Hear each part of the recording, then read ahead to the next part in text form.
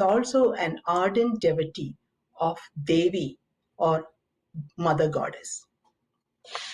Our second guest is Anjali George, founding member of People for Dharma, Indic Collective, and the Shaktitva Foundation.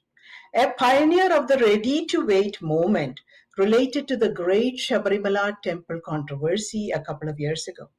She will speak to the Mappila Atrocity via a famous poem and also via a reading from a letter written by the women of Malabar after the atrocity. In addition, she will help us understand why this incident is a fading or forgotten genocide. Our third guest is Dr. Vishwanath. He's a physician in the United States, working on grassroots level empowerment of Hindus. He will talk about the plight of Hindus today and what the community is doing to uplift ourselves. He represents the Hindu Seva Kendram, an organization that does grassroots work in the state of Kerala. Before I start with my three guests, I'm going to give you a little framework or context of this atrocity through a few slides. As I said, most people don't know anything about it. So with the first slide, it should be coming up. It is a question of what was this atrocity? What was its context? 1921 was at the end of the First World War. And in the aftermath of the First World War, you may remember that the British defeated the Ottoman Empire and dismantled that entire structure and deposed the caliph of the empire. The removal of the caliph and the destruction of the caliphate had Muslims around the world quite upset about it because they considered the caliph as a spiritual leader for their faith. And there was a worldwide clamor to re-establish the caliphate. And in India, it took on political overtones. And if you remember, 1921 was still before the independence of India. That happened in 1947. So in 1921, the freedom struggle leaders were still trying to unite the entire population into a one big strong opposition to the British. And the leaders of the time decided this Khilafat movement, which was how it was known in India, would be a great way to bring the Hindus and Muslims under one banner against the British. However, they miscalculated what the independence movement meant to many of the Indians versus what the Khilafat movement meant to one community. And a few incidents unrelated to major causes ended up in a total carnage and violence on the Hindu community. So that's what we are going to be talking about today. And to give you a context of the region where all this happened, I put together a map of India. And if you look, state of Kerala is a tiny sliver at the bottom western end of India, but it's always been outward facing. It is a place where traders used to come and establish strong relationships, especially in silk and spices. On the right, you will see a few areas where the atrocity was concentrated. Those areas are in the northern part of the state of Kerala called Malabar. At that time, those regions constituted about 30% Muslims and the rest being Hindus. So let's look at who was the Mappila, because it's not an everyday word that you hear. So the name Mappila or Mappila, also there is another name, Jonaka. They all refer to the Muslims in Kerala. So as I mentioned earlier, the Malabar region was very involved in trade across the Arabian Sea with the Middle East, the Arab Muslims. The Arab Muslims, when they would trade with the Malabar region especially, were encouraged to marry the Hindu women and settle in the lands of Kerala. When you think about it, it's a little bit ironical that the Hindu community welcomed the Arab Muslims, and Mappila means sons-in-law. So it is so sad to think that the family members who were accepted and embraced by a community turned against them when a certain time frame and certain incidents changed. And when you think about it, the Hindus and the freedom struggle leaders wanted freedom from British. At that time, there was a word called Swaraj, which means self-rule. For the Hindus and most Indians, that meant get rid of the British and we will rule the country ourselves. But for the Khilafat movement, they also had an intention of establishing a Khilafat Sharia kingdom. So that was the difference. Now let's take a quick look at the atrocity in numbers. So when you see 2,500 to 10,000 Hindus killed, 2,500 forcibly converted to Islam, 100,000 displaced, women brutally attacked, and pregnant women cut open, and the fetuses protruding out of those dead bodies. Hundreds of temples destroyed and desecrated. So in the context of big genocide events of the world, you might think, well, these numbers are just, the atrocity is there, but the numbers are not significant. But to put this in context, you have to understand, 1,000 years before this is when the Indians started to face the same pattern of attacks from the foreign invaders who would come into the Indian continent, mostly from the northern parts, and commit the same crimes. It's a blueprint, of how the invaders with a proselytizing faith that believed that anyone who were not part of that faith could be killed. So I just want to point out, it has been documented, and Indian scholars are doing more research in this, and it has been documented that the Hindu genocide amounts to, the numbers are like hundreds of millions. So in that context, I want to put this Mappila atrocity as one of many. And since 1921, more has happened. You may have heard of ethnic cleansings in Kashmir, Bangladeshi Hindu genocides that are continuing to happen. It's all of the same pattern. So I just wanted to give you that context as we move on to the next couple of slides. So the question to discuss today with our guests is, this is what is being talked about by leaders, political leaders, and I would call the so-called intellectuals in India and abroad. Was this Mappila atrocity a freedom struggle against the British? Or was it a peasant revolt against abusive landlords?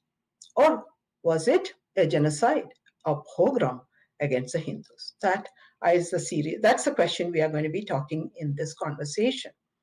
And going forward to the next point, I'm not going to go through this. I'm posing this question to the audience.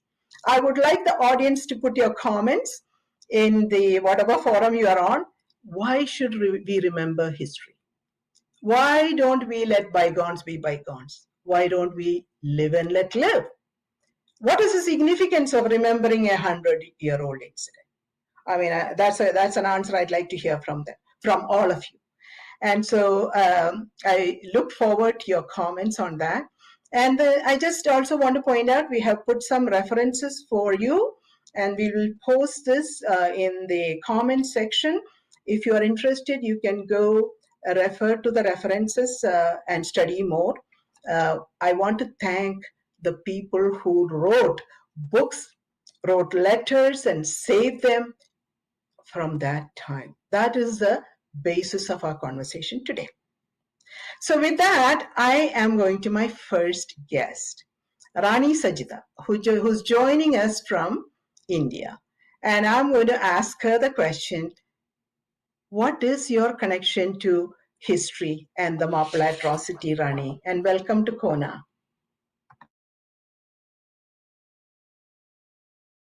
I'm from Calicut, and my grandparents they belong to Vallikunda area, which was part of then Eranadu Taluk. So we know that this Eranadu, Valluvanadu, Ponnani, and Calicut were the four areas or four taluks which witnessed the most horrendous Hindu genocide in 1921. So my connection to this is that I am a descendant of a survivor who had to flee from this area when the riot broke out. So today we are discussing about it. So it's a very personal story for me, and I think there are many like me who will be thinking the same. So this discussion is like, for us all, this discussion is like revisiting the trauma that our ancestors had gone through. And my connection to history is that I have taken done my PG in history from Aligarh Muslim University. So as a history student also, I did a lot of research on this subject. So today, since we are remembering our ancestors and their agony that they have undergone, I feel that it's very personal for me and people like others like, who live in this Calicut and Pannani Taluk. So they also feel the same. So we just want to tell the world that whatever our grand ancestors suffered, it was unexplainable, and they were the victims of a big genocide. So that's why I'm here to talk about it. And I know we have some And I know we have some slides we have some slides. that Rani can refer to and explain the scenario a little bit more.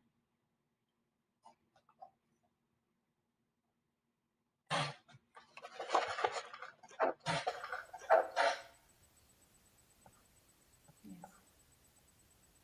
So like I said, my grandmother, she belonged to Vallikunda, which was part of Ernada Taluk.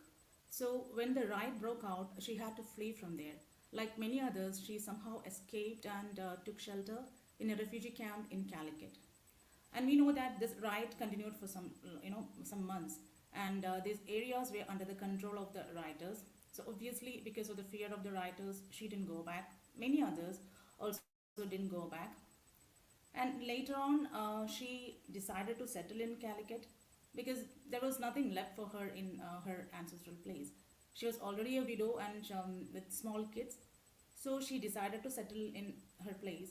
I mean, in Calicut, and at that time she was not educated that much, so she had to work as a laborer in nearby Pantiala, which is a kind of storehouse, and that's how she began her life in Calicut.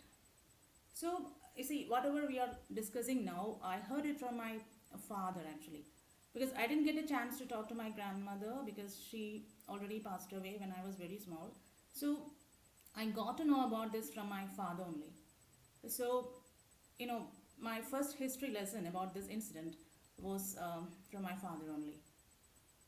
Like, we were having casual conversations, like, whenever we talk about our grandmother, you know they will tell that yeah, she came running from there during the riot. So what was the situation at that time? So it just come in the casual conversation. So that's how I got to know about this. So the things that we have described here, many of those things my father has told me. And I remember one particular incident which happened, I think in some Tanur or some place, where Hindu men were taken into the near the well, and their heads were cut off, and their bodies were thrown to the well. So the crimes committed here, I heard it from my father for the first time while I was a kid.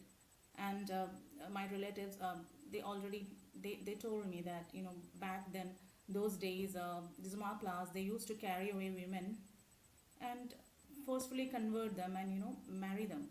So the way they were telling that, like, it was as a norm those days. I mean, nothing new in that. So so I was really surprised, like, why they were telling so. So when I come to know about this, like, when I dig deep into this subject, this topic, then I realized that whatever my parents and my relatives have mentioned about this particular incident, it was all true.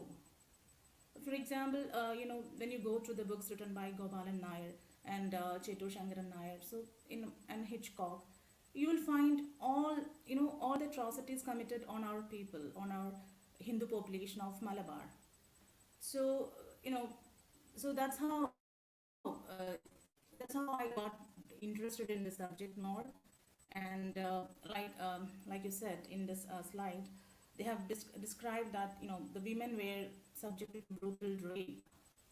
And there is one incident in Gopalan Nair's book where it is said that a woman was stripped naked, and that too in front of her brother and husband, and when they closed their eyes, like they compelled to open their eyes, and they have to witness her rape in front of their eyes.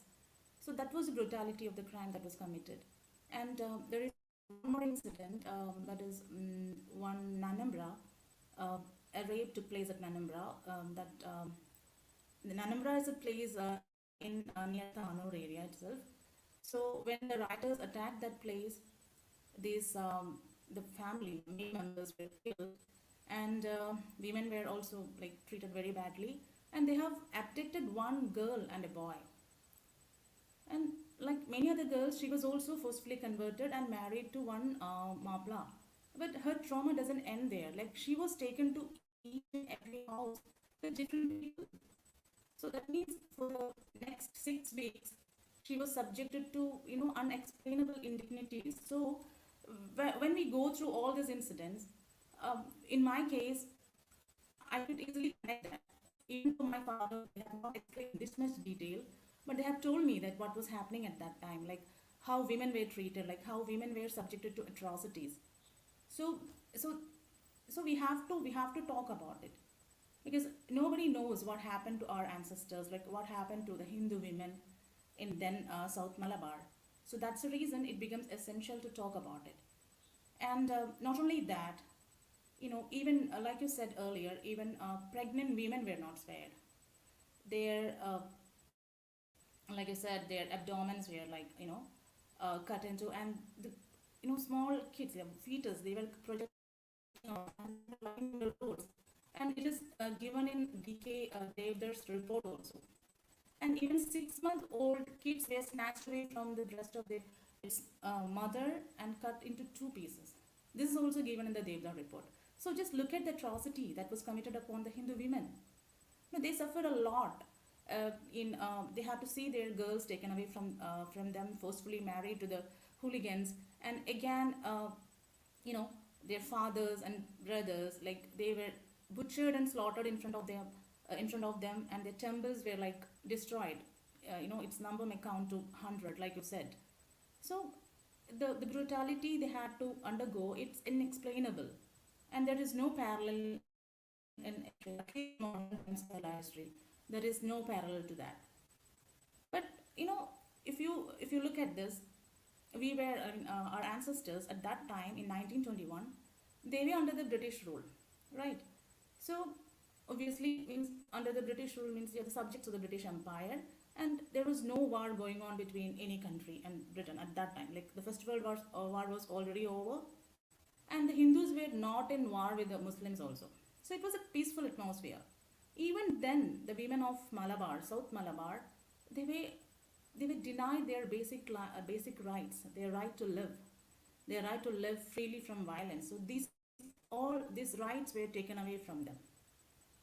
But when you look at the reason, like why it was done, I doubt even those hapless in those, they might not be knowing why they were killed, because they don't know anything about Khilafat movement. They have got nothing to do with the Khilafat movement, but still they were killed, brutally raped.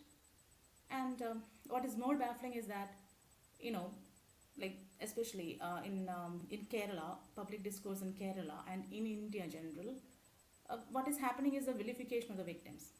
See, the victims are shamed, and they are asked, they are like mocked at, and they are despised at, and they are presented as the villains who invited the wrath of the Maplas by their own actions. And look at the other side, the ones who committed all this violence, they are heralded as the freedom fighters who fought for the India's independence, who were the brave soldiers who defeated the might not defeated exactly, but yeah, who fought against, who put up a brave fight against the mighty British. Just look, I think 2 years back, a famous film star has declared a movie on one particular right leader. And when you look at the caption, it was like that only, that the brave hero who fought against the British. So this is the narrative that you But see we're in acting Kerala. to prepare for and prevent damage as much as possible, and to speed help to affected communities so they can recover as quickly as possible. I also want to encourage everyone to do their part to prepare. Follow the guidance from their local authorities. I think we have some audio had problems, heavy rains and Rani. winds and Try dangerous not to storm move surges. too much. Okay, when Henri you is, talk. is going to continue to move across much of the Northeast. Go ahead. So it's important to monitor it closely and be prepared in your home, in your community. Make sure you have the supplies for your entire household, including necessary medications and food, water, battery-powered radios in case of extended power outages. And don't forget that you may need to seek shelter while you're I think we have some a a little bit of audio connection, and I just want to say Rani is joining us from thousands of miles away. And try to observe social distancing. And to everyone So, across the country, Rani, you want to continue Don't get caught by the speaking? next Oh, well, storm. okay. Get I vaccinated. just want to highlight Get the vaccinated quote now. here. It is by Protect Annie yourself and your Besant, family who against was the COVID-19. founder and president of It's going to Theosophical be a vital Society. part of She was a emergency British, preparedness this but year, she was the very remainder of much this year. in support of Now let me turn to India's Afghanistan. independence movement. I've And she continued has to make written in progress multiple since I places spoke to you on Friday. about this Malabar rebellion. And she has been categorically firm in the conviction that this was an atrocity committed by one community on the Hindus alone. At the end of this whole thing, it lasted about a year, and then the British government conducted an inquiry into the whole incident, and a question was asked of the government. The question was, how many madrasas and mosques were destroyed? The answer was 0. So if a similar question was also asked, how many Muslim homes were set to flame? How many Muslim women and children were kidnapped and forcibly converted? I have to say the answer would again be 0. Okay, so we're pointing out a few images here, and I actually got this from my conversation with Rani. So what we are showing here is on the left side top, you see a Hindu Kerala woman in the dress of that time. Kerala is a highly tropical, hot climate. So they wore cotton clothing, one for the bottom part and one for the cover of the top. But the picture on the right is a picture of women dressed in the Muslim outfits, which is with a head cover, long sleeved, tops, and and a bottom piece of it. This was of so the people, the mobs that came ready with the clothes. So when people say this was random, unplanned, my question is, okay, but why would people come ready to convert? What has conversion to do with peasant revolt, or what has conversion to do with Rani, please mute. What has conversion to do with um, uh, independence struggle, right? And if it were a peasant struggle or independence struggle, both Hindus and Muslims should have stood up. Didn't happen. The picture on the bottom, on the left side, it's a picture of a Hindu man. Hindu men used to wear long hair and twist it into a bun on one side. It was very significant for a Hindu, the hair. To cut the Hindu's hair at that time was a mark of insult. So on the right side, you're seeing this hair pieces all cut up. So again, the marauding mobs came ready with knives to shave off the hair, to change the clothing. So this, when people say it was unplanned and random, I'm having a little hard time understanding what is random and unplanned. So I'm going to ask Rani a question again. She's back, and hopefully her video and audio are good. The question I have for you, Rani, is In your experience, how are you seeing the whitewashing of this incident happening today? Can you explain that to us? Yeah, like I said earlier, what they have done is they have just ignored, telling that, yeah, these were minor skirmishes that happened, nothing big. Only few people were died, and that too, some people turn communal, so, doesn't have to do anything with the religious thing or not. So, so they were like, first they were trying to ignore the fact that it was a genocide. Then later, what happened is, slowly and slowly they started negating the entire thing, and they started, viewing these people, that is the perpetrators of violence, as the heroes. So slowly, one side they were negating and they were completely, deleting this memory from our people, like the Hindus. On the other side, what was happening was these people, these perpetrators of violence, they were continuously encouraged, given pensions, and now heralded as the freedom fighter, like, that we have seen 2 years back. So this happens not only in movie, in history book, textbook also. You know, not a word about the mayhem caused by the Maplas. When you study this in our textbook in India, you will not find any word that talks about what these Maplas have actually done to the Hindu population of Malabar. You will not find that there. There you will find that, yeah, it just turned violent. Just one two line. And what happened to the victims? What were the brutal, atrocities committed on them? Like we have, described earlier. This you will not find anywhere. And 2 years back, I think when you were searching for this, even it was not there in the public domain. It was very difficult to get these books. So that's how they have tried to delete this entire history and the entire genocide from the minds of the Hindus. The future generation, if you ask them, the current generation, if you ask them, they will not be knowing about this, because they have ignored us, they have deleted this from the memory, of public mind. And now the other side is becoming heroes, and now it is a time of attack. Whenever we talk about the victims, they will say you are a communalist, you are a Sankhi, or they will call you names. And when last 2 years back, when this became a discussion in the social media, those who were talking in favor of the victims, coming and saying that, I my father, like, my grandmother, they suffered, when they were coming and telling that, they were silenced. I think some cases were also, they were threatening that cases will be filed. So this is how they were silencing. So what is happening is they ignored us, they deleted this from our future generations memory, and when somebody comes and talks about it, they are silenced and they are threatened. So this is happening, I think, like it's 100 years, and this is happening for a long time now. Because in 1971, I think the government in Kerala, they have given pensions to these people, and they were regarded as the freedom fighters from there onwards. So it's happening from that time. Now it has reached a stage where it is attack on the other side, attack on the victims. Vilification of the victims is in full swing now. I have a question for you. How many memorials are there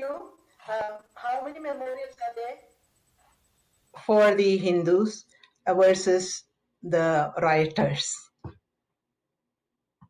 And I was like last year or 2 years back itself, I saw in the Facebook that one girl posted that that poor well itself has been completely, disappeared. You will not find that well there. It was bought by somebody and they have completely removed that. And not one memorial for our victims. But on the other side, you will find plenty. Yeah, so everything is happening from the government side.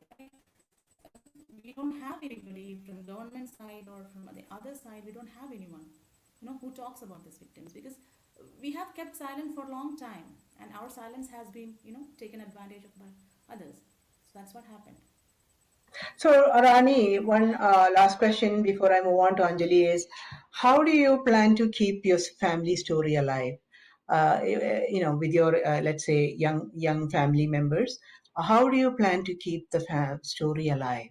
If you could share a few thoughts on it. Yeah. So this incident, it actually happened 2 years back. So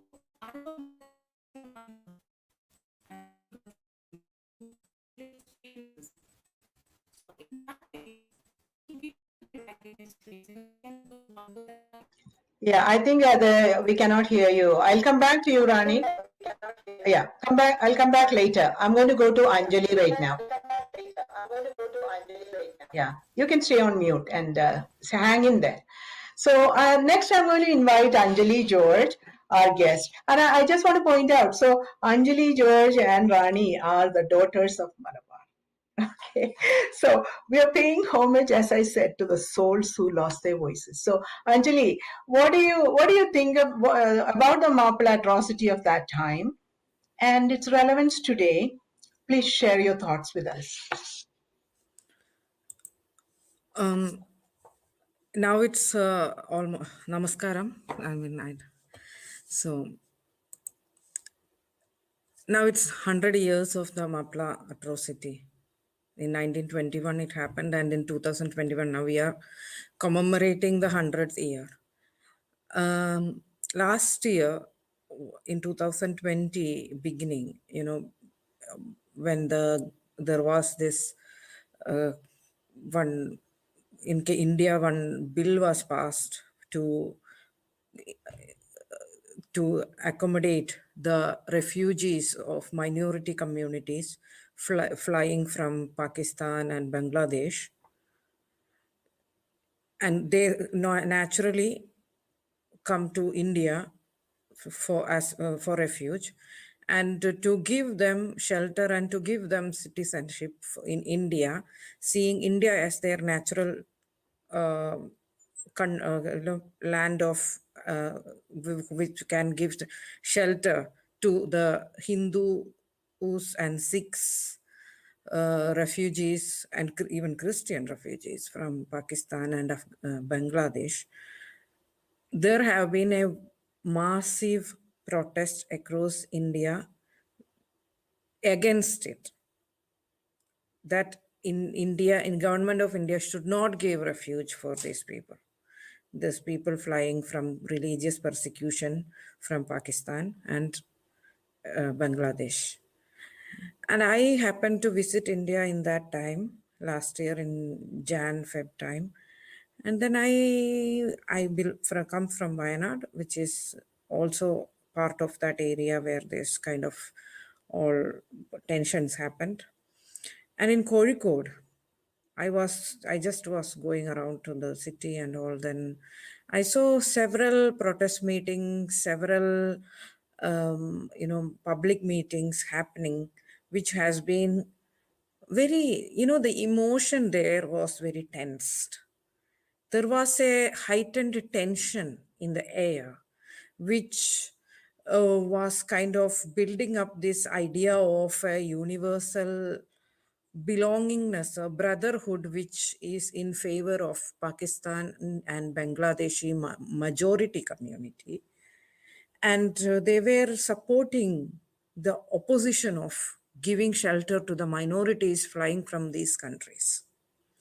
That gave me that, I am also a history student.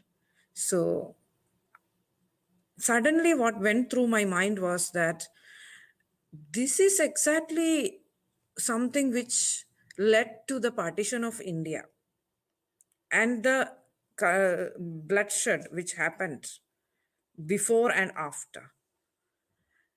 And that time was when a movie was announced in Malayalam about Variam Kunnathu Haji, glorifying this person who was a leading figure in the of the gangs which attacked various Hindu families in Malabar during 1921 Mappila riots. So all these were happening together, and in the media, in the public discourse, the politicians, the intellectuals, the movie makers, actors, and all were talking in support of the, glorifying the perpetrators of the riots. And even certain actors who belonged to the families who survived the riots, belonged to the Hindu families who survived the riots, have been compelled to support the marauders, who killed their kids and kins 2-3 generations ago. That shows how important it is to remember.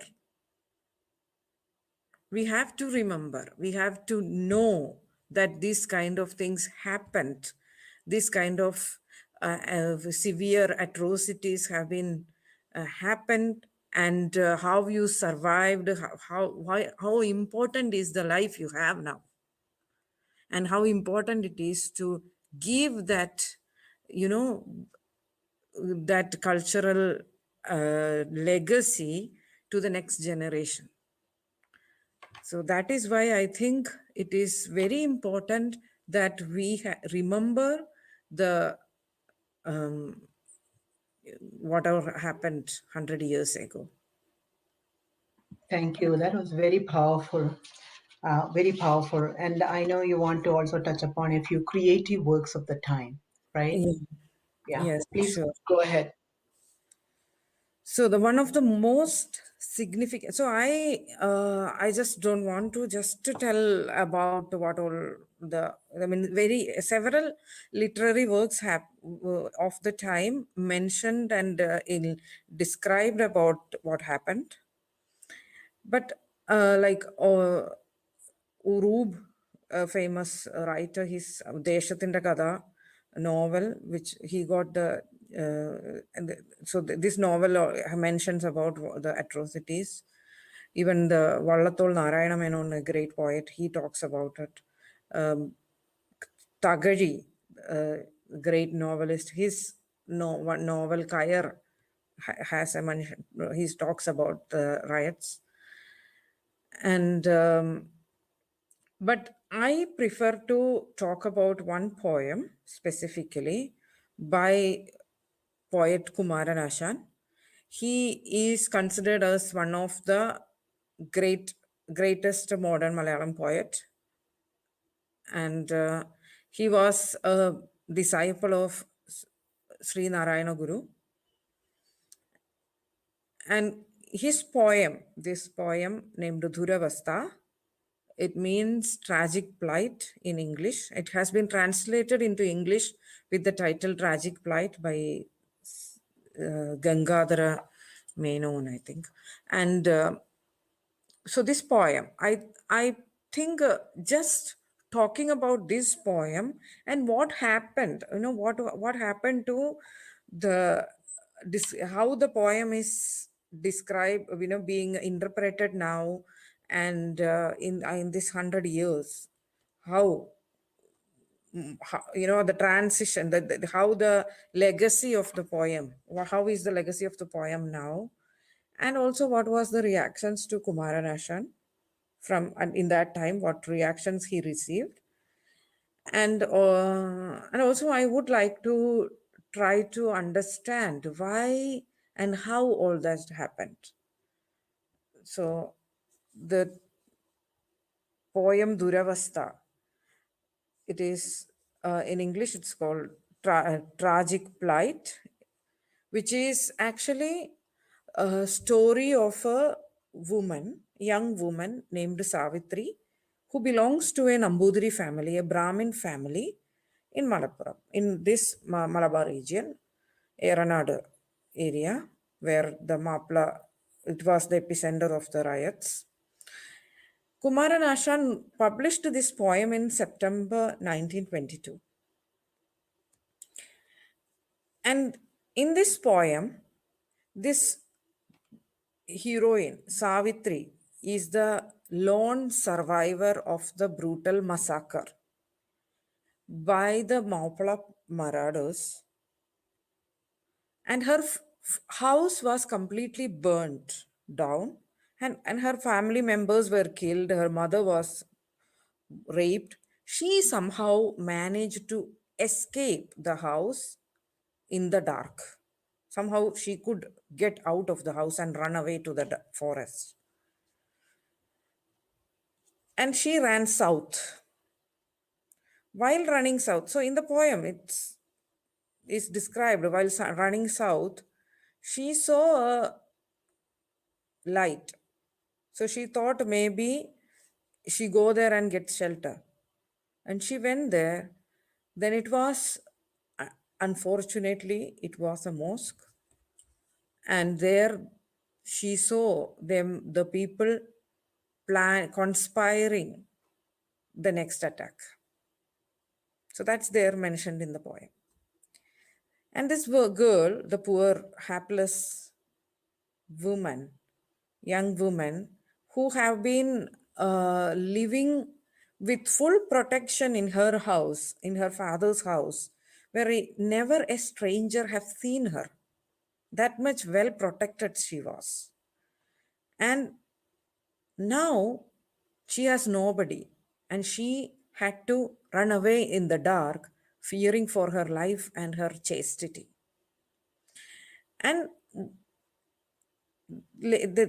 then she got rescued by a young man who belongs to a lower caste.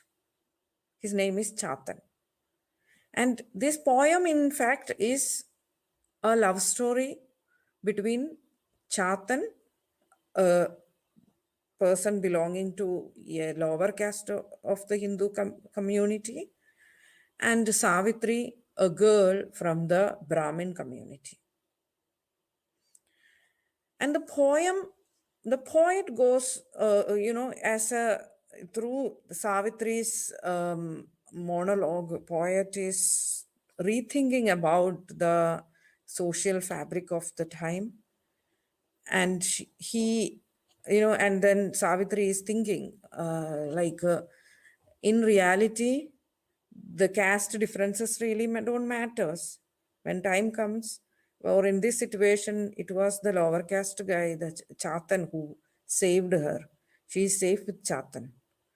And so none of these differences in the what you see in normal life, it doesn't matter. That's how it goes. So what happened with the, so if needed, I can just quote 2-3 lines in Malayalam and maybe translate a bit. Yeah, I think you should. I just want to point out, after you mentioned this poem, I read it, and what occurred to me was that this was Savitri thinking about a situation and making a choice for herself. Nobody was forcing her, right? Yes, So it yes. was that woman's choice. Even the Chatan is a little nervous.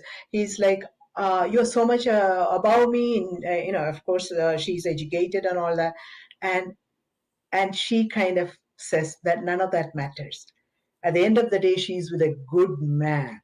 It was Yeah. so powerful to me, I want to say. So please read the 2 or 3 lines and do the translation. And also Savitri's boldness is what saved her. She got the courage, she got the guts to run away and keep going. She didn't just hide somewhere where somebody could easily find her. She just didn't stayed somewhere out of fear. She just kept going. That's kind of a real womanly perseverance. So I'll read 2 few lines. ഭള്ളാർന്ന ദുഷ്ടമുഹമ്മദന്മാർ കേറി കൊള്ളയിട്ടാർത്ത ഹോ തീ കൊളുത്തി വെന്തുപോയൊരു വമ്പിച്ച മനക്കലെ സന്താനവല്ലിയാണീ കുമാരി. കൊള്ളക്കാരൊട്ടാളെ വെട്ടിക്കൊല ചെയ്തും അള്ള മതത്തിൽ പിടിച്ചു ചേർത്തും ഉള്ളിൽ നടക്കും തിരക്കിലിരുട്ടിലി പുള്ളിമാൻ കണ്ണിയാൾ ചാടിപ്പോന്നാൾ. So the poet characterizes the rebels as cruel Mohammedans who had spilt Hindu blood and crimsoned the Kerala soil. This riotous mob of wicked, cruel, and monstrous Mappilas are described as monstrous lords who kick dead bodies and who shout obscene words in an unrefined barbaric language, and who rush into the inner apartments of the women and molest the innocent noble ladies. And he also explains how the rioters were slaughtering Hindus and forcefully converting them to Allah religion. തെക്കോട്ട് വെച്ചു നടന്നു ദൂരം ചെന്നു പൊക്കത്തിൽ അങ്ങൊരടുപ്പ് കാണായി. ഉള്ളിൽ വിളക്കെരിയുന്നു. മാപ്പിള പള്ളിയാണെന്ന് ഞാൻ സംശയിച്ചു.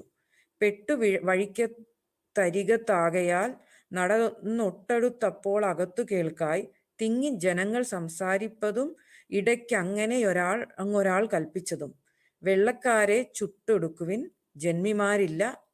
ജന്മിമാരില്ലമിടിച്ചു കുളം കുഴിപ്പിൻ, അള്ളായല്ലാതൊരു ദൈവം മലയാളത്തിൽ ഇല്ലാതാക്കിടുവിൻ ഏതു ചെയ്തു.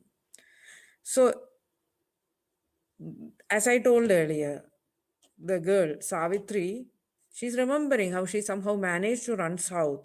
Seeing the light of a lamp, she approached the building, which unfortunately was a mosque where the conspirators were planning the massacre of Hindus so that they can establish Allah as the only god of Malayalam lands.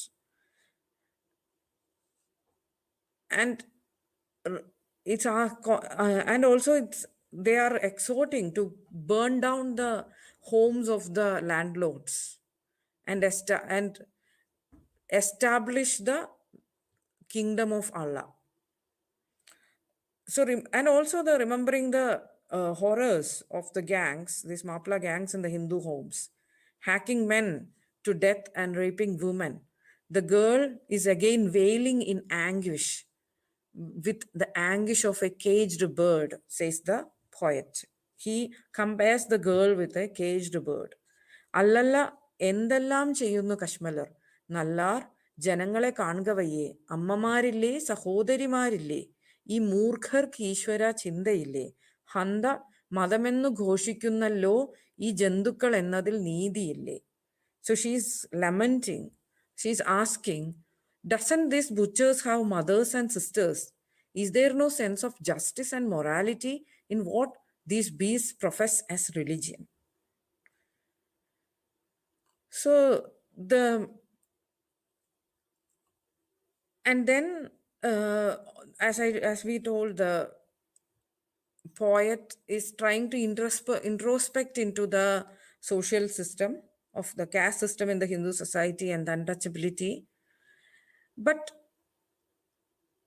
And then he goes on into a self-critic, he's trying to introspect. If something has failed, or if the Hindu society, Hindu community has failed itself to lead it into such a pathetic plight of a weakness where these marauders could come and just convert people. In my opinion, I mean, when I went a bit critically into the poem, I find it a bit too hard. The poet have been a very straightforward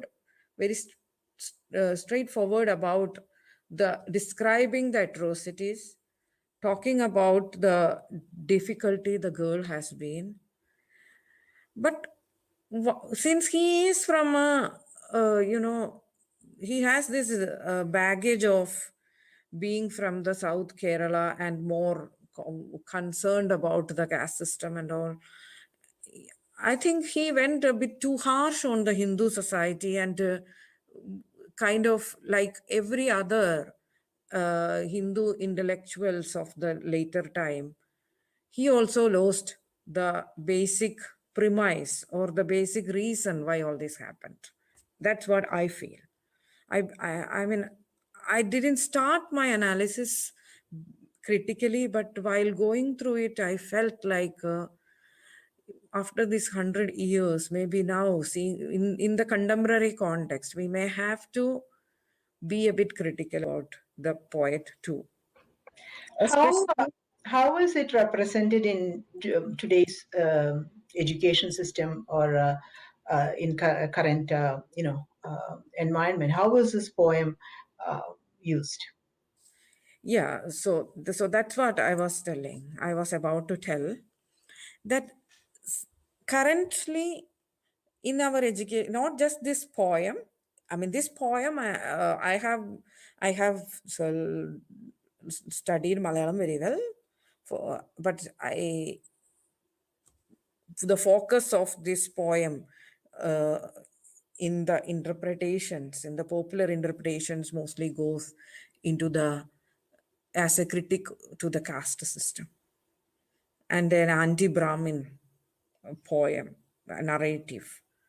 The actual intention of the poet to regarding the poem is lost in the interpretations in the mainstream popular narrative, in the textbooks, in the magazines, in the media, everywhere. Not just about the poem, but in general, the Mappila riots, that is the case. But in any case, about the poem, specifically if we say, the although the poet had faced a lot of criticism, got a lot of brat from um, the Mappila community itself at that time. He has been asked to withdraw the poem by certain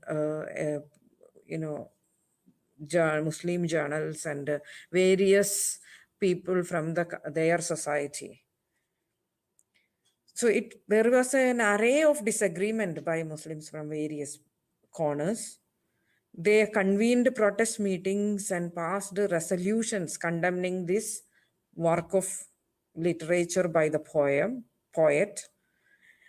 And in Trivandrum, a Muslim literati meeting led by Wakam Abdul Khader Maulavi and KM Sidi Sahib, and a delegation led by these two people went and met Kumaran Ashan, the poet, and requested him to withdraw the poet. And he strongly refused to withdraw it. And then he had written a letter explaining his side. And then in that, he says that he actually hasn't used any abusive or unparliamentary words against the Muslim community or religion, Islamic religion.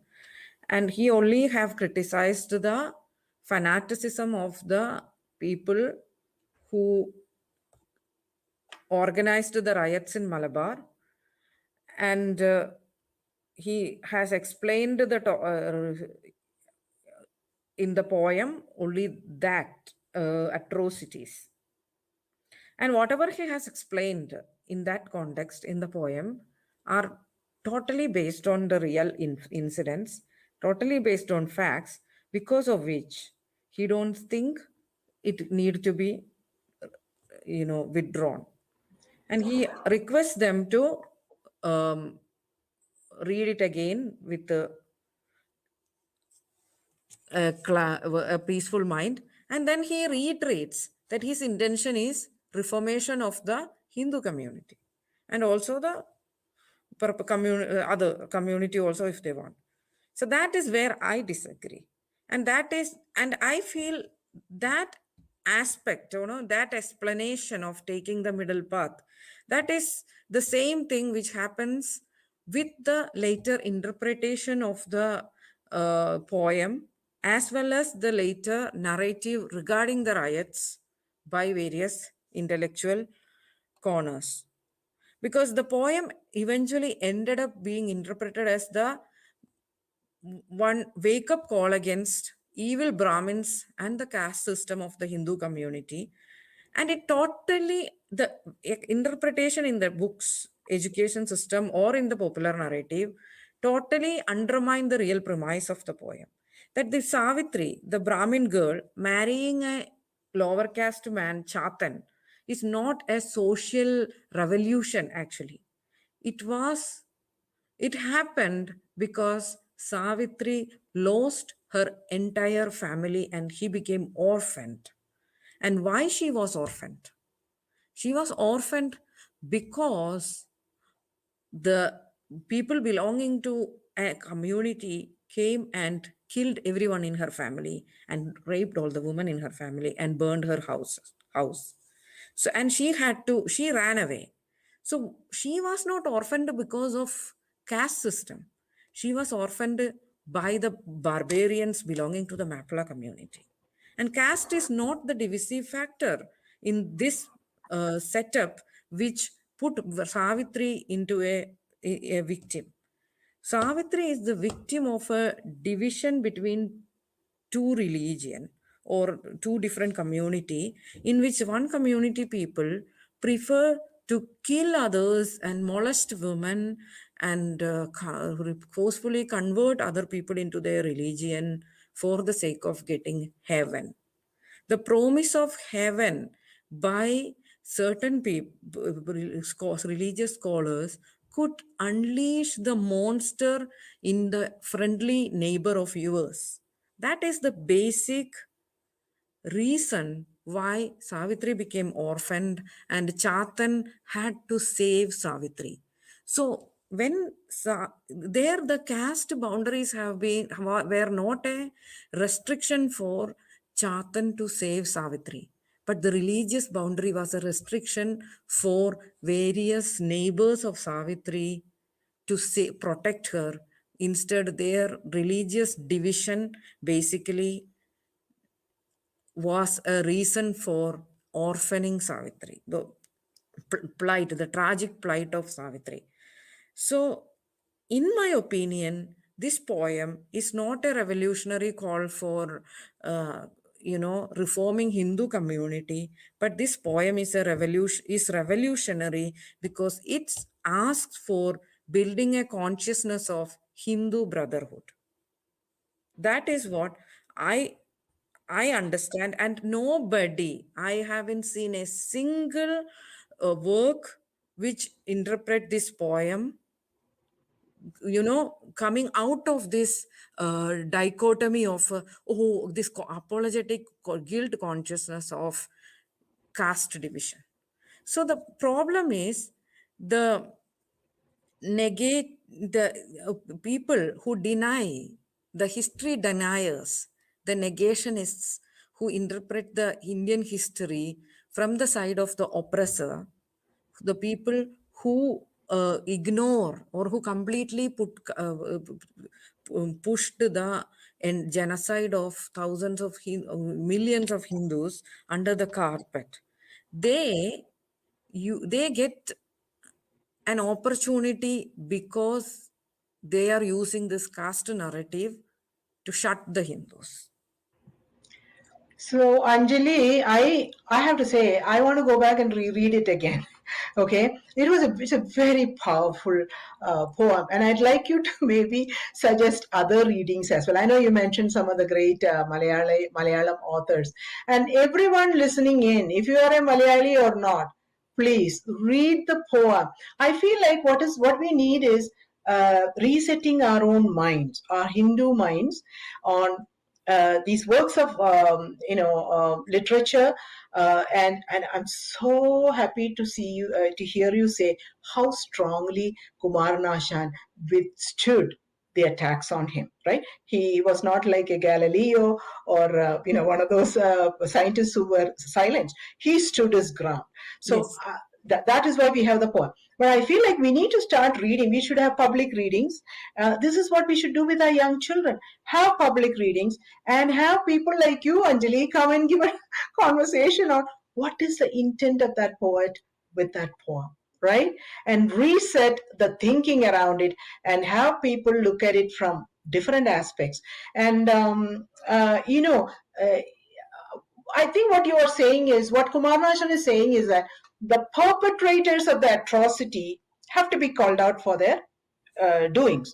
But that Yes. doesn't mean the entire community is guilty, which is what the CAA has done to Hindu community in America. CAA happened in India, but the entire Hindu community in America is now painted with, oh, you are all fascists and things like that. So that is the danger. We need to know how to separate. Kumar Nasan understood it, but of course the people who were asking him to not publish or withdraw did not understand the difference. It's not castigating the whole community.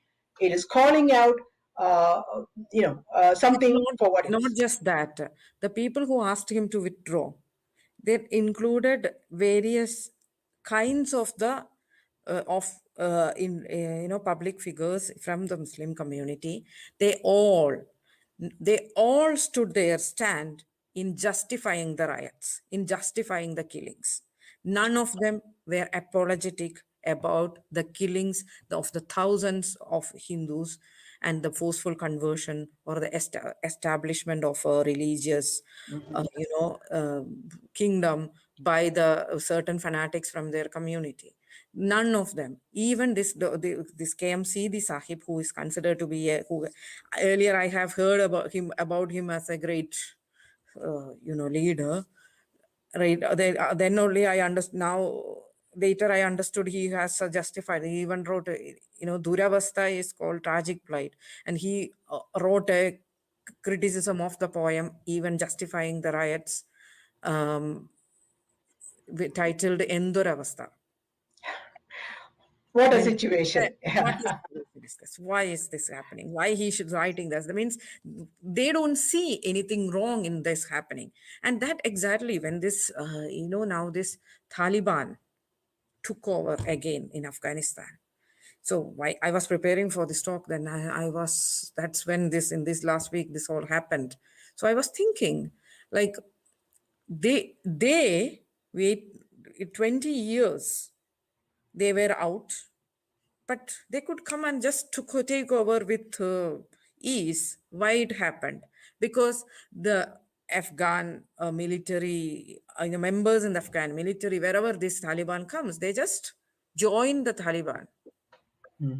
That's happening. Yeah. We are, and all are wondering. I was watching some Western news channels, and then they were wondering, why is it happening? So why they are joining? How could this barbaric Taliban could convince them to join them?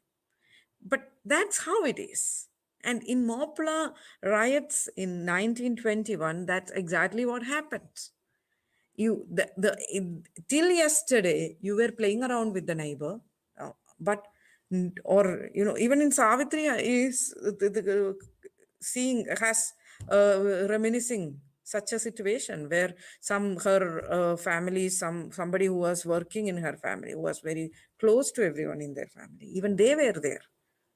And I have read certain writings by various leaders of the time who, in that somewhere, and in Gopala Menon's book also, I think, they have been writing that many people, Maplas were telling the the Hindu friends that we may not be able to help you, because when the entire religious group comes, we can only stand with them. And now I can see that, like many my friends and all, they are forced to go very fanatically, in their dress code, everything. They are forced. They may not. Many of them are not mentally willing, but they have to. Only the rich actor, maybe some famous actors or the rich people's women can wear anything.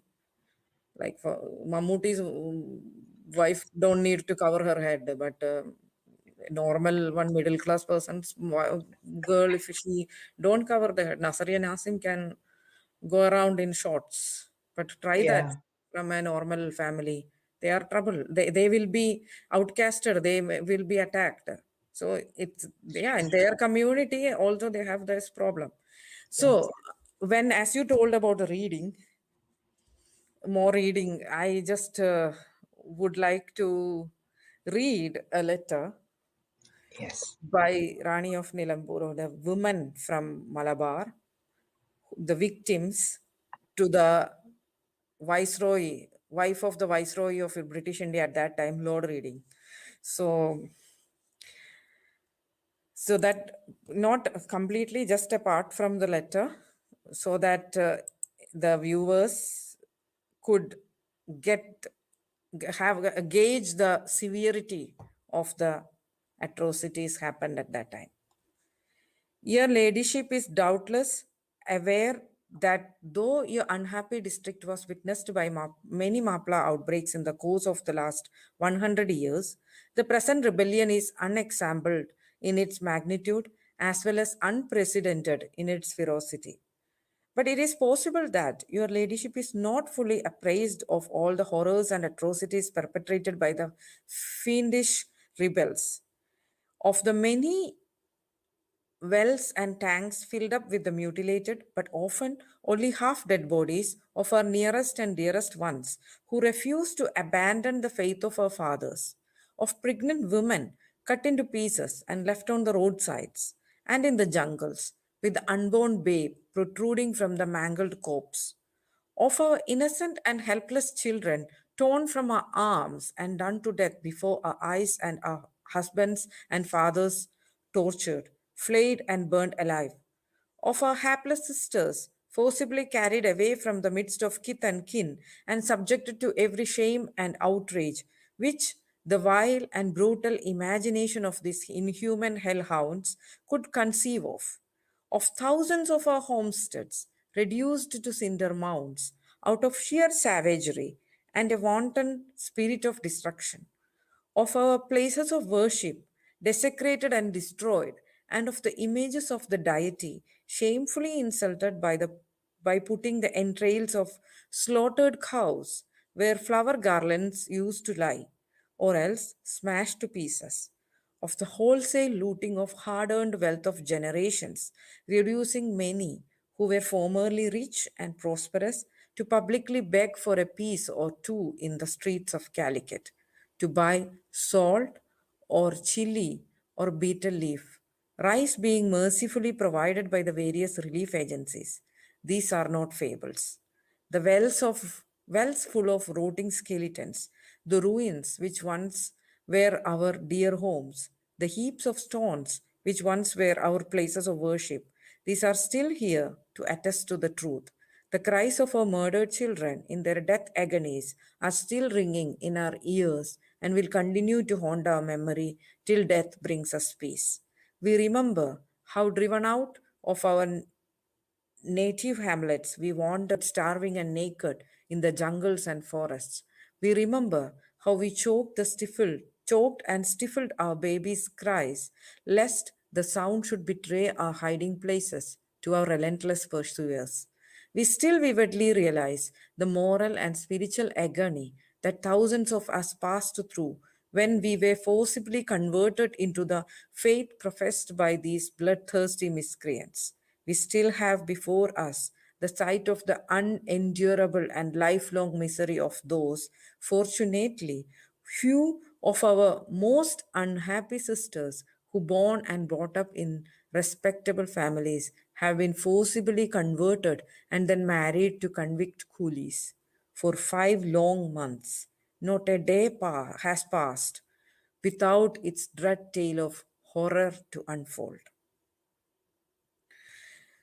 This letter and the plight of Savitri both describes same story. Just in the poem, it being a creative piece of literature, is going into a romantic note of a story of Savitri being rescued and married or living together with Chatan. Other than that, I see no difference between the plight of Savitri and the memory shared by these women to the Viceroy of India, the wife of Viceroy of India. Anjali, the CoHNA team had a couple of clubhouses promoting the event, and we did the reading of from Annie Besant and Bedkar quotes, and we did a little bit reading from the letter. And we had a lot of people who called in from India and other, around the world. And many of them said, we have the stories. But what they said was that, especially the ones in India, said, we are afraid to speak up. We are even changing our last names from Menon and Nair to something else. So we are not targeted and attacked. And, this was, I didn't know it was to that extent where the fear permeates the Hindu community because of the silencing And on the, like you said, the march happened last year, but when the Muslim community members dressed up as British soldiers and warned everybody, the sword unsheathed from Malabar riots has still not been put back. So it's sort of like fear mongering, right?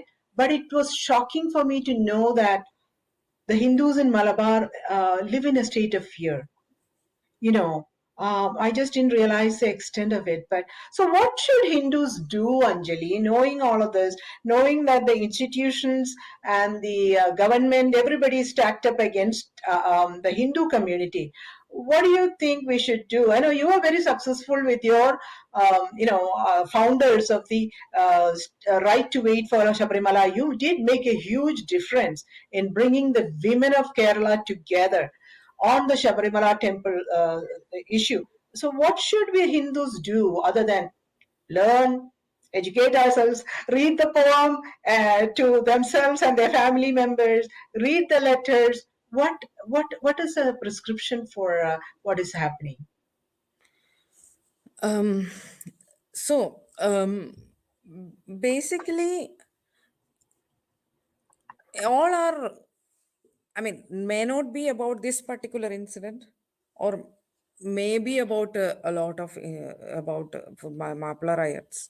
But overall, Hindus in general understand that they are being cornered from all everywhere. In India, the state itself is targeting Hindus indirectly. There is a lot of subliminal messaging going on in the public discourse, which keeps Hindu in perpetual fear. And as I told, certain actors were very vocal about for the Mappila rioters. Although these people, these particular personalities, families are also survivors, because for the daily bread. So one problem what happened is post-independent India got independence, and the Hindu resources got secularized. So the secularism in India is a weird thing, which basically put Hindus into a corner, took all the resources of the wealth of Hindus and use it for the upliftment of minorities.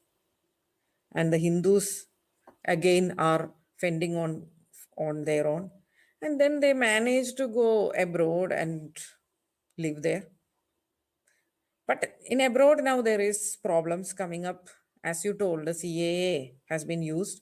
And why I gave that much of a talk about the caste angle, even though I started preparing for this talk by thinking about going complete full gaga over Kumaran Ashan, I ended up not being so, a bit being critical about him, because of the what is happening is they are using the caste is being again riled up, taken up to attack or to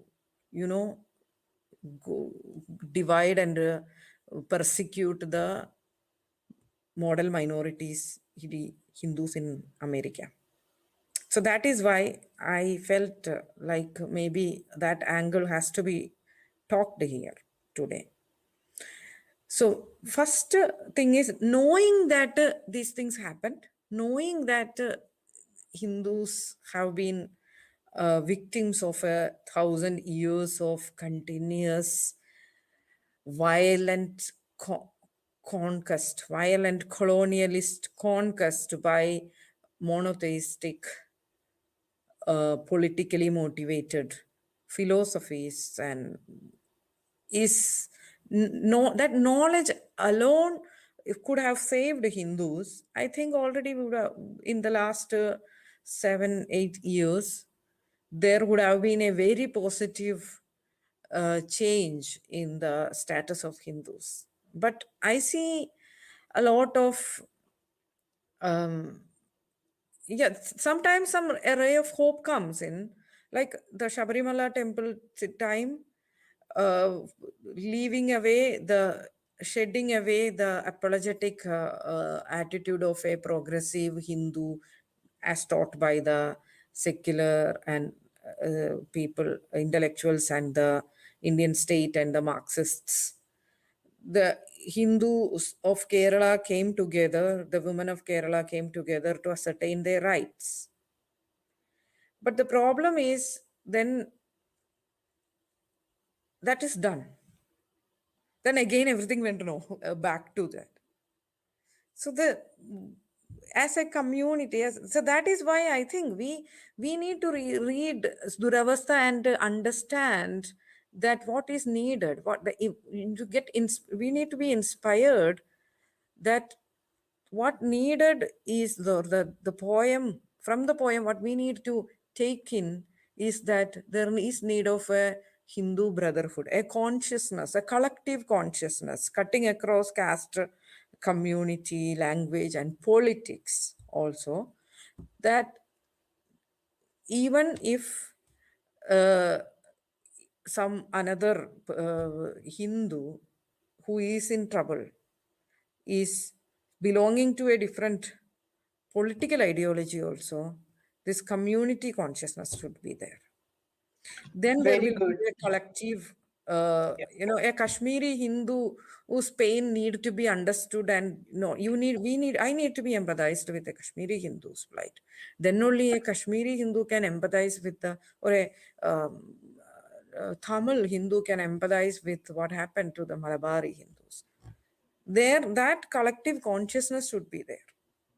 That Thank you doesn't so much. mean that you need to completely uniformize, homogenize all your way of life. You don't need to protect your diversity, protect your way of life, but along with that, you have to stand with the rights of every other Hindu. Very good point. I appreciate your thoughts on it, and those readings were very powerful. So, in the interest of time, Anjali, I'm going to go to Dr. Vishwanathan, and then I think we want to wrap up with the questions from the audience. So, Dr. Vishwanathan, can you just give us an idea of what is the plight of Hindus today and what is being done on the ground? I would really appreciate your thoughts on it. Namaste to everyone. Thank you for inviting me to be here. And I stand here on behalf of a movement called Hindu Seva Kendram, which is a grassroots level initiative in Kerala, looking at the Hindu situation. And I would like to show what exactly is happening on the ground in Kerala as we speak. We have spoken about the Mappila riots, and Anjali ji and Rani ji had spent a lot of time about what happened on the ground. And now I want to see what are the lessons we learned. And I want to take the audience through a few slides to show exactly what have we learned from this. What have we learned from the Mappila riots? And right up front, I want to quote from a famous samurai, Date Masamune, who was, at least people who know Japanese history knows about it. This is a famous quote by him. Benevolence indulged beyond measure, meaning too much benevolence, sinks into weakness. This is a famous quote which I think we Hindus should never forget, coming from a Japanese brother, a dharmic brother from Japan. So our problem is we have too much benevolence. And now it has sunk to a deep sense of weakness. Now let us analyze the weakness we have. Weakness can either be economic, social, physical, cultural, numerical. These are the main ones. Economic, of course, Hindus are at the rock bottom of the economic scale or the ladder in Kerala. Social, yes, Hindus have no social support system. They don't help each other out. They don't help their starving brothers. If a neighbor gets attacked, we don't go and check. We seal our doors and stay inside a strong room. We don't go and check. We don't go help them. Physical, Hindus have forgotten their martial culture, especially Hindus of Kerala, who had a very strong culture of martial arts. Remember, we are the home of Kalari, the mother of all martial arts. All the way to judo and karate, everyone traces their origin back to Kalari in Kerala. How many of us practice? How many Hindus are physically fit? Very few. Cultural weakness. We don't uphold our traditions, we don't uphold our customs, we don't protect our temples, we don't protect our arts. So culturally we are weak. And finally, numerical. Our numbers are dropping by the day. We simply don't have enough children to keep the culture alive. Remember, there are no Hindus, there is no Hinduism. To keep Hinduism and the culture alive, language, culture, Vedas, ashrams, temples, none of this will be there if there are no Hindus left. So we have these weaknesses, the 5 I've listed out, and unless every one of them is addressed, history will simply repeat. So let us not be trivial about this. So Hindus of Kerala, we have welcomed all faiths into our ancestral land. Kerala is our ancestral land. Let's not forget that. Just like Palestine is the Jewish ancestral land, Kerala is our ancestral land. And for millennia, people have come in, all faiths. If you look at history, Jews, Christians, Muslims, they all entered through Kerala. That's where they came first. In other words, showing how open we were. But look at Hinduism in Kerala now. Over the years, like the samurai said before, all of this benevolence have led to an existential crisis for Hindus in Kerala. We are not proud of our culture. They don't protect their way of life. They're ignorant of their past. Just Mappila riots is another example to the long list of things we don't become aware of. Look at Hindu activists in Kerala. They're not proactive. They're not proactive on the ground, like Anjali ji said. They don't offer that camaraderie. They don't offer protection. They're not proactive. Yeah, a riot happens, and people go there after the riot with food and chapatis and dal and clothes. No, that's not the real activism. The real activism is you have to be proactive. You have to see what's coming and take care of it. Simply no point in blaming other groups. I don't, at least on a personal level and the organization I represent, we don't believe in blaming other religions or other politicians or any other group for our own plight. So let's think beyond all this and go forward. So, what should we do? Hindus in Kerala are about to lose all our so called icons of Hinduism, the land of Parashuram, the land of Adi Shankara and Srinarayan Guru, the land of Kalari, the land of Ayurveda, the land of Ayyappa. All of these are fading away. Just a matter of a few more years, we are going to lose it all. There is no doubt about it. And we should be very clear. And let me keep moving. And if we look at the situation in Kerala, these are the statistics. This is the real stuff. This is not made up. This is all perfectly legal. Anyone can verify. From 69% in 1901, Lord Risley's census in 1901, we have dropped 1.5% every decade and reached 55% in 2011. And after 2011, our decline became accelerated. Now we Hindus are a minority in Kerala, 45%. Look at the Hindu birth rate, steadily dropping. It is the lowest in India when you dice the data, language wise, religion wise. The lowest is Kerala Hindu women's fertility rate, 1.54. That number has to be 2.1 to keep a population alive and stable, at least. Not growing, at least stable. But it's been below 2 for the last 50 years. Nobody has talked about it. That number is the death knell of Hinduism in Kerala.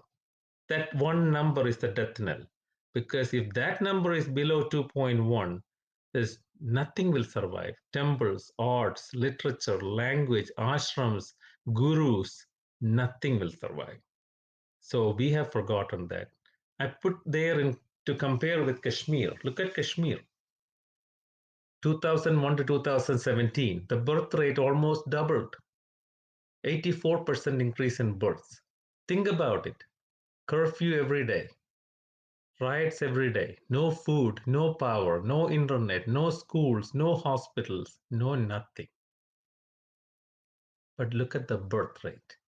We have a lot to learn from it.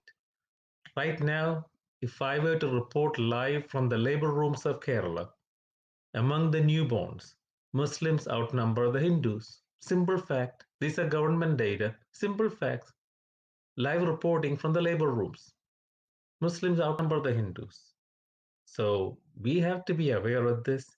Hindus have the highest median age and the lowest family size in Kerala, again showing an aging population. A very strategic ethnic cleansing of Hindus is going on in Kerala as we speak. It's very strategic and it's being implemented.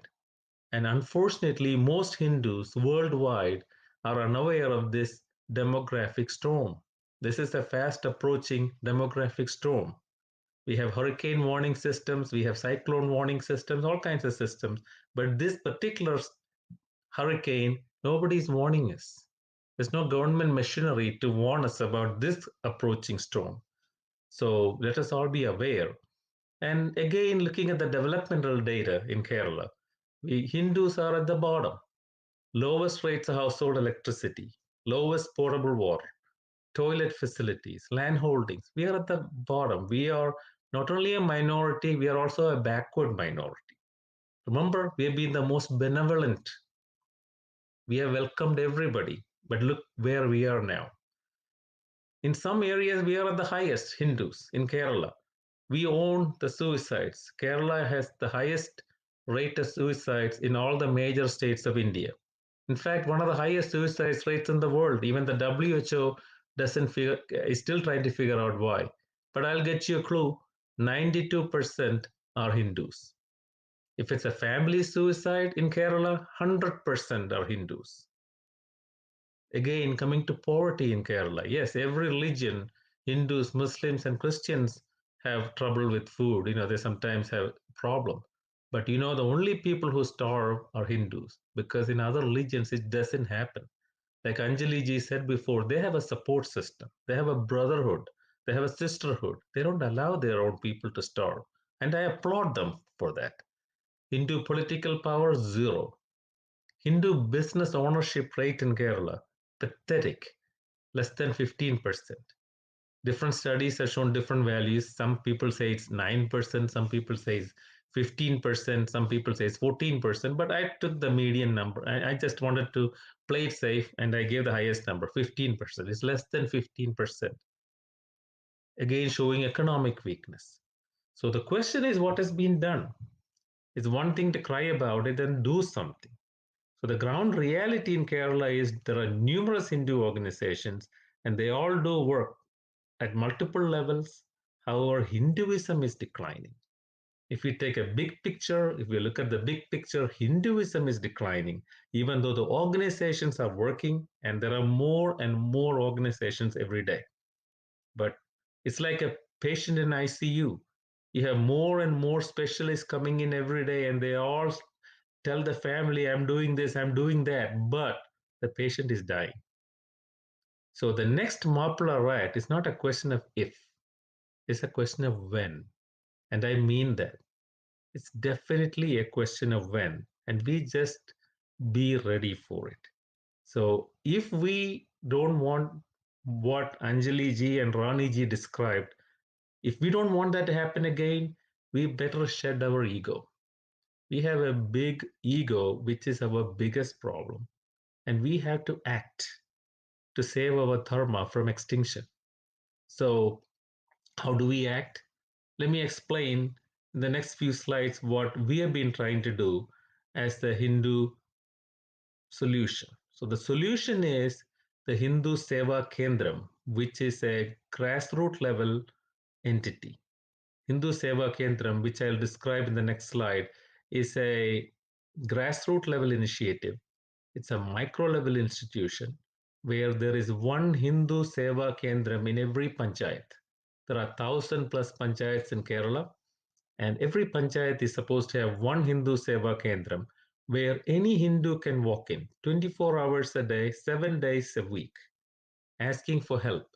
They can ask for any kind of help. Nothing on the radar screen is not ours. Anything which appears on a Hindu radar is ours. And it is designed to address every major weakness of the Hindu society, as I described above, the different types of weakness. And no matter what caste you belong to, no matter how much education you have, and what political affiliation, it doesn't matter what political, what politics you have. You may be a lefty, you may be an extreme right, or you may be a middle person. Nothing matters. You may not have politics, but we don't consider any of that. If you're a Hindu, we will help you. That's our policy. And we make sure that is done that way at the grassroots level. So Hindu Seva Kendram has no bias, has no hang-ups, has no ego of any kind, and we try to reach out to every Hindu. This is what should have been done way back. If this was done and we reached out to every Hindu, found their weakness, fixed their weakness, showed that brotherhood, like Anjali ji said, this Mappila riot may not have happened. Or if it tried to happen, it would have been stopped right in the beginning. Tens of thousands of Hindu women wouldn't have been violated. Just think about it. How many of them were raped, murdered, killed, babies sticking out of their womb, husbands cut into pieces? Look at the price we paid for not addressing our weakness. So let's not blame others. We should look into ourselves and fix our weaknesses. So Hindu Seva Kendram is designed for that. Every major weakness has to be fixed and has to be fixed very scientifically.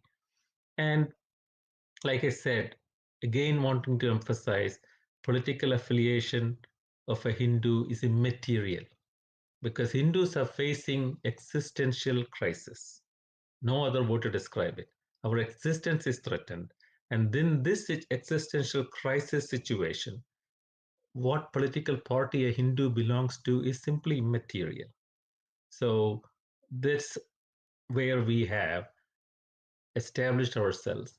And look at the weaknesses. I put down these weaknesses again so that it becomes imprinted in our mind.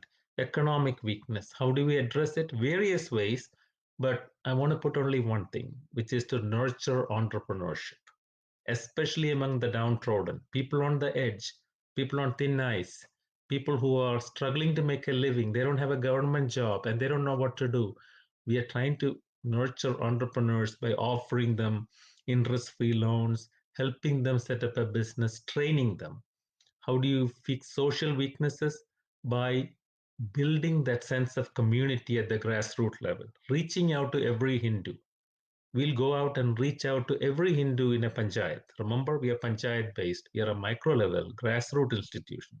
So meeting every Hindu and telling them that there is an entity here to help you, that if you have a problem, please contact us. So a social leadership has to be built at the micro level. What Hindus lack is social leadership at the micro level, and we try to address that very seriously. Number three is physical. We do self-defense training, especially for girls and women. We have already started that in several panchayats. Self-defense, simple things like how to use a pepper spray, how to dodge someone trying to grab you, or trying to even verbal abuse. If somebody verbally abuses you or pursues you or puts you in a tough position, tries to blackmail you, or through the phone, we teach them how to face that. What are the legal ways we can address that, or what can we do to help them? Cultural weakness, we do everything we can for preservation of temples, traditional arts. We have been very active in the Sabarimala agitation, trying our best to keep the temple open. So culturally, we try to stem the tide, so to speak, and stop the weakness. And numerical, this is the granddaddy of it all. If we can forget every weakness in this list and want to take home only one weakness, it's number 5. Because if we don't have the numbers, we don't have nothing. All of these above weaknesses have any relevance only if we have the number 5 weakness fixed. There's an old joke that why do Hindus have one child? The answer is Hindus have one child because there is no option to make half a child or one third of a child. If there was such an option, Hindus would have grabbed it. So we have to come out of this. We have to start fixing that number 5 problem now. So these are the ways Hindu Seva Kendram is working hard, fixing the problems at the micro level, at the grassroots level.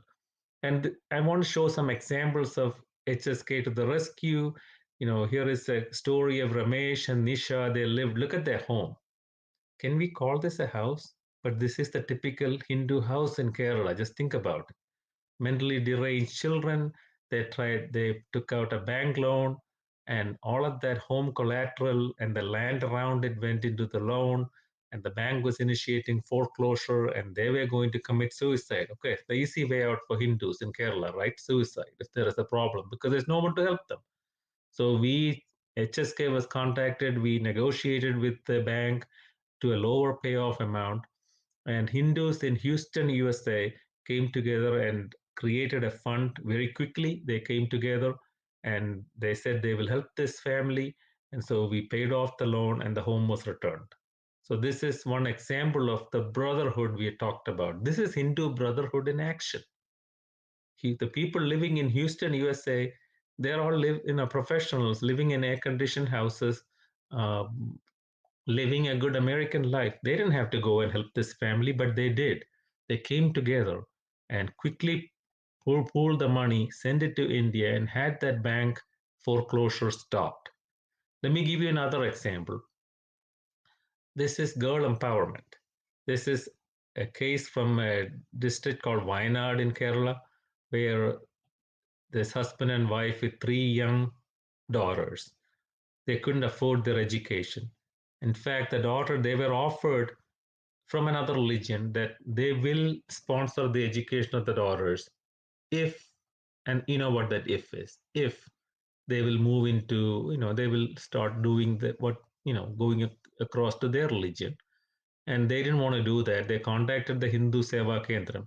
By the way, we have a 24-hour hotline, what is called a Hindu helpline. We have a Hindu helpline, which is the only Hindu helpline in the world. It's a 24-hour hotline where any Hindu can call anytime for any kind of help.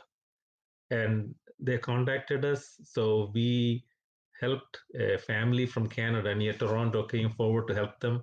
So this is what we did. We provided them smartphones for online classes, training the eldest daughter for a job, study materials. So basically trying to make them stand firm and get these 3 girls proper education so they get a good job and a firm standing and dharmic rooting. And so in other words, they don't have to convert to get an education. Let me be honest about it. So that's one example. I think we'll have one more to show what we have done. This is an interesting case. Here is Lavanya, 18-year-old from Kochi. She was orphaned. She was living with this grandfather who was disabled, and you can look at him. He is barely able to stand. And they had no money. They had no food. She actually dropped out of high school and went to a local store just to get enough money to stay alive and pay for the grandfather's medicines. Could you believe this? A young girl dropping out of school to buy food and to support her grandfather. Anyway, we were contacted. We started giving them food and medicines. We got money together and enrolled her. She finished her high school and then she enrolled in a professional course so she can help. And actually, this money was raised by a group of HSK supporters in Canada.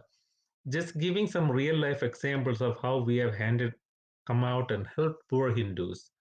And this project of ours is a very, very serious project. We want to reach every panchayat in Kerala as fast as we can. We have reached more than 120 panchayats in the last 1 year. And we want to reach the goal of 500 at the end of this year. Hopefully, COVID willing, we will reach there. And we want complete state coverage by 2022. So the priorities are there. in states in panchayats with a demographic inversion, high illness burden, and low socioeconomic status. And Malappuram, which is the epicenter of Mappila riots. Malappuram is the epicenter. That district is where all of these criteria come together. Hindus are in bad shape there, and another Mappila riot is ripe. It's about to break. So we are trying to focus on it. So this is our project timeline. Let's move on. This work of ours is something we need a lot of help with. I want you to be aware of it. This is something we are trying to address the situation in Kerala and how we can get the brotherhood established in a very time sensitive way. We don't have a whole lot of time left. Please go on to the next slide.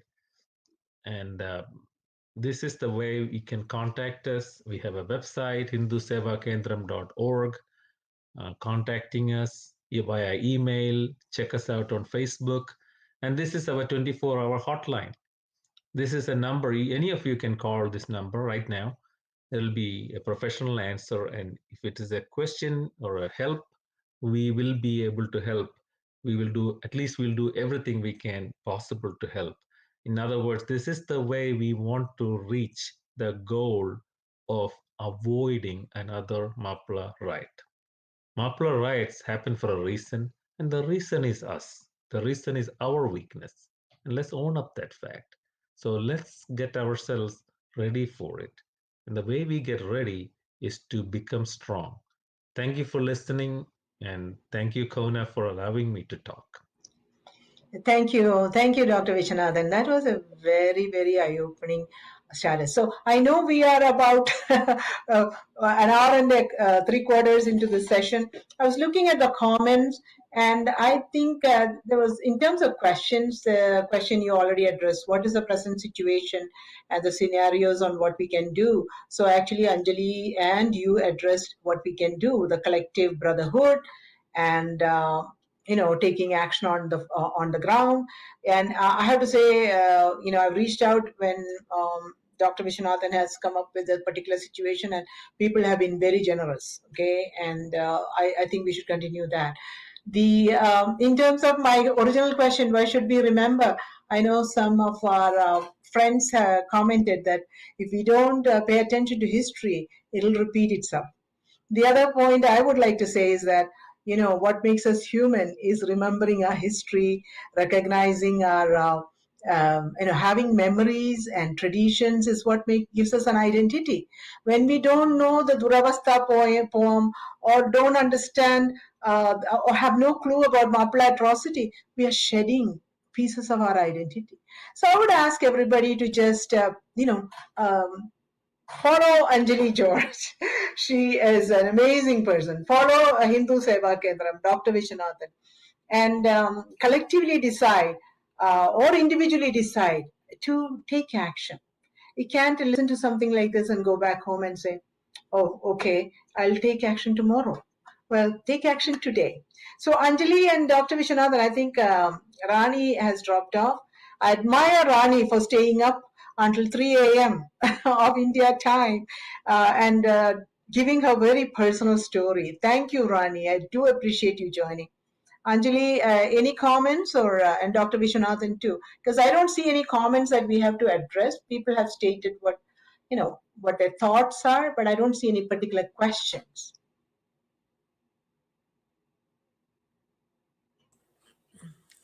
I would like to tell that, the feeling of brotherhood,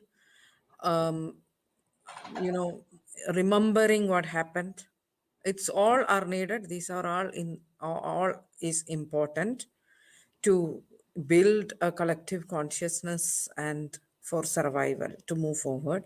But above all, for a Hindu to survive, Hindu has to go back to the roots. Go back to the roots doesn't mean that you go back to some, the connotation everyone put into idea that you go back to some ancient Stone Age. That's not the point.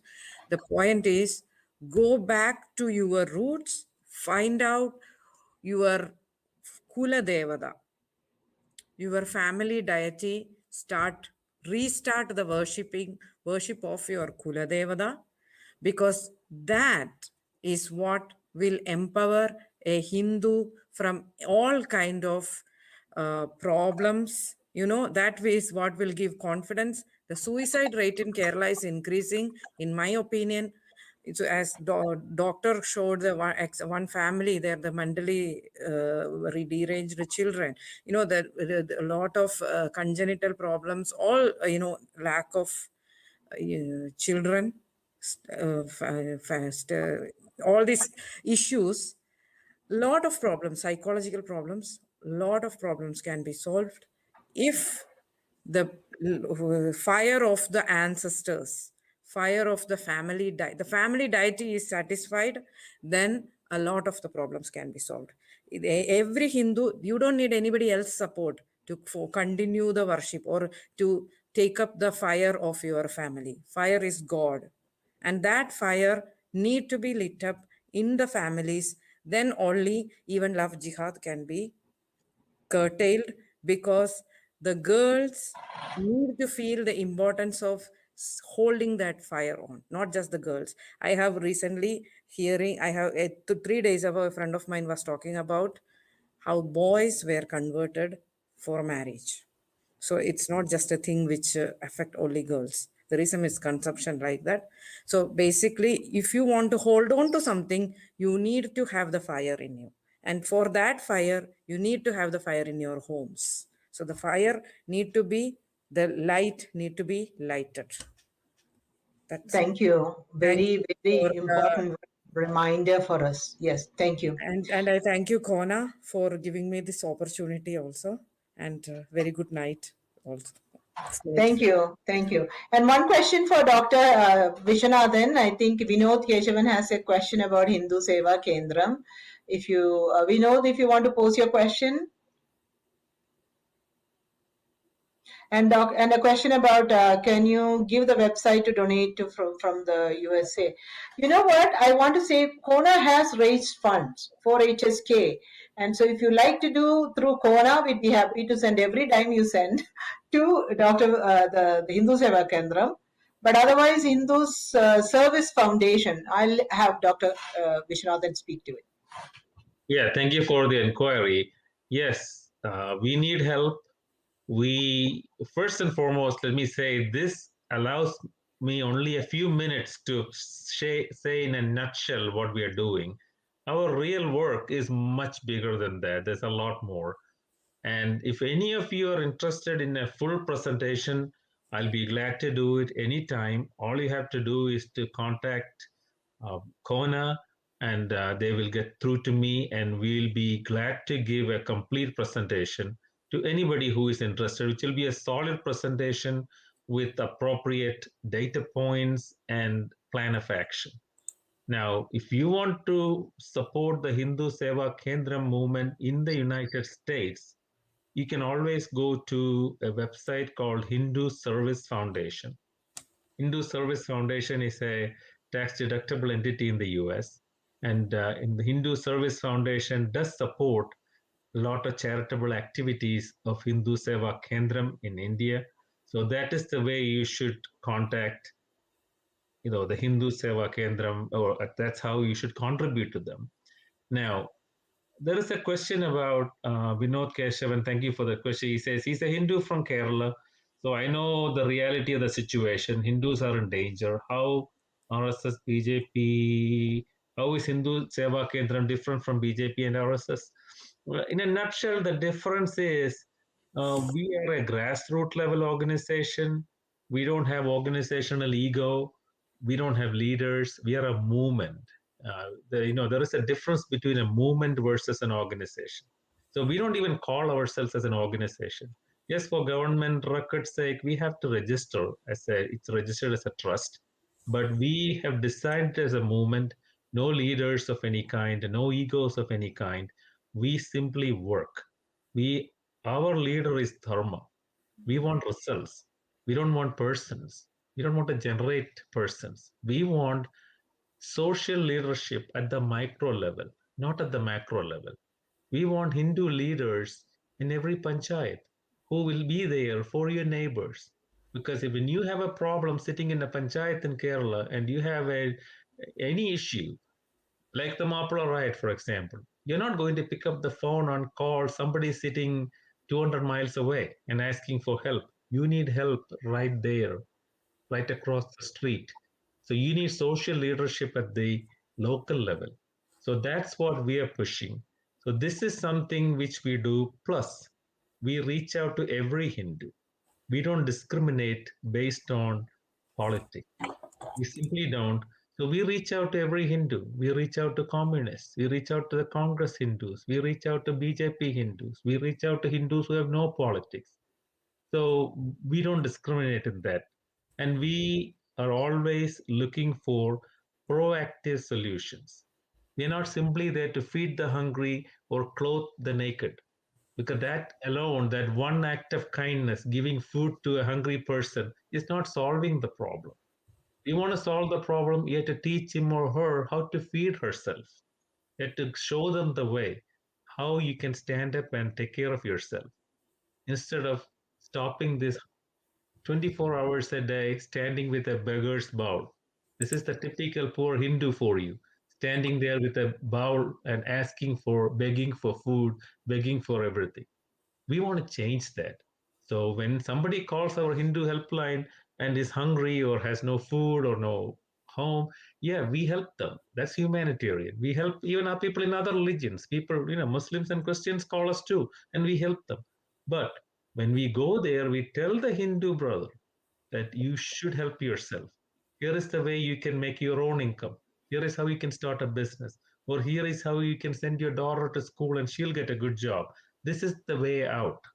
So we are always proactive, and we do not simply hand out freebies and walk away. So I think I've given my answer how we are different from every other Hindu entity. So hopefully that is good enough for you. Anyway, in the interest of time, I think we are wrapping up. And Anjali, I know it is past midnight for you. Thank you so much, Anjali and Rani and Dr. Vishwanath. And there are parts of this conversation we can continue in other ways. But thank you for joining today and enlightening us, educating us on this Mappila atrocity and the commemoration of the 100 years. Thank you and have a good evening, good night, and good morning. Namaste. Namaste.